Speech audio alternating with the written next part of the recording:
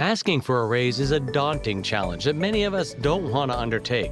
For some, they fear that their boss will never listen and it'll only be a futile exercise, while others, they see themselves as greedy for asking for payment that's commensurate to the amount of work that they do. That's absolutely not true. Asking for payment you deserve should be a thing of pride, not a thing of shame.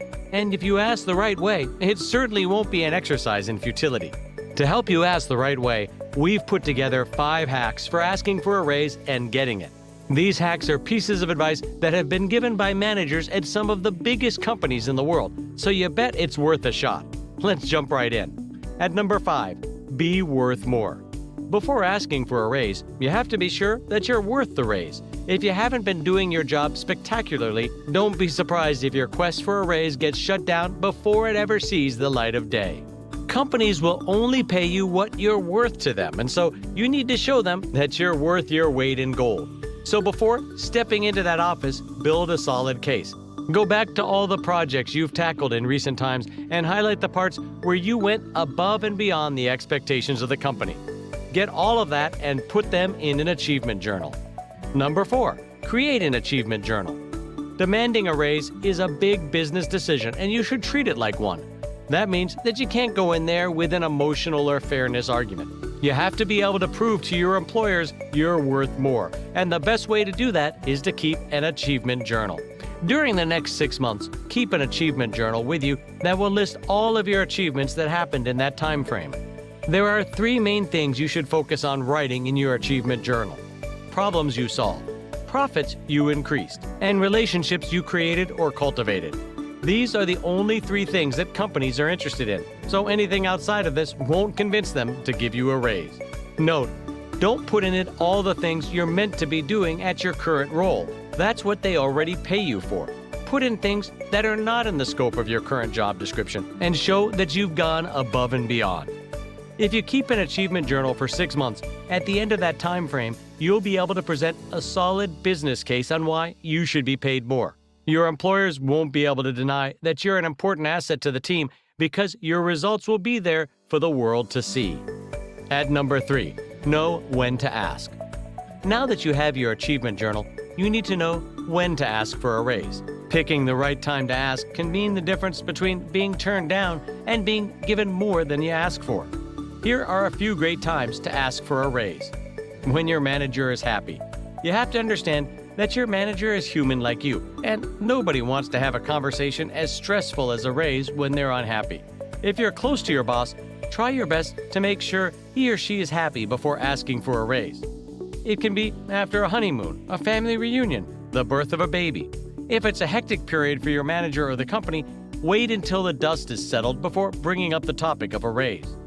After a successful project. Another great time to ask for a raise is after a successful project. During this period, your boss is fully aware of the great work you're doing and is more likely to listen to your plea than when you're in the middle of a huge project. Annual performance reviews. The best time to have a conversation about a raise is during annual performance reviews. In fact, many managers expect this conversation at this time of the year. Not only is everyone discussing their achievements of the past year, but the company's also most likely fixing its fiscal budget for the next year, so your increased salary can easily be accommodated. At number 2, research. Now we know what to do and when to do it. We have to know what we actually want to ask for. This is where research comes in. Find out online what the going rate is for your current position by your geographical location. If you're already at the top salary-wise, you have to factor that into your thinking. Maybe you need to take on extra roles to justify a raise. However, if you're being underpaid, well, this will create a strong justification for your case. One thing to note while researching is that salary websites are not always accurate. This is because jobs with the same title can mean completely different things for different companies. However, they are a helpful resource and should provide a useful range, but they shouldn't be regarded as law. And number 1, just ask. You've proven you're worthy. You've chosen the perfect time. You know how much you want to ask for. Now, all that's left is to ask. Go into the meeting with your achievement journal. Sing your own praises and let it be known all that you've done for the company. Then ask for the raise. It can be helpful to find someone in a position of authority and sway them to your side before the formal review. An inside man always makes the job easier and smoother. Once you've successfully sold yourself to them, they can help sell you to your boss, and you bet they'll do a much better job. Don't try and threaten the company even if you have a better offer elsewhere. Just lay out your case and leave it to them to imagine the consequences of letting you go for themselves. Remember, even if you do leave the company, you don't want to leave on a bad note. With these 5 hacks, you're well on your way to getting your well-deserved raise.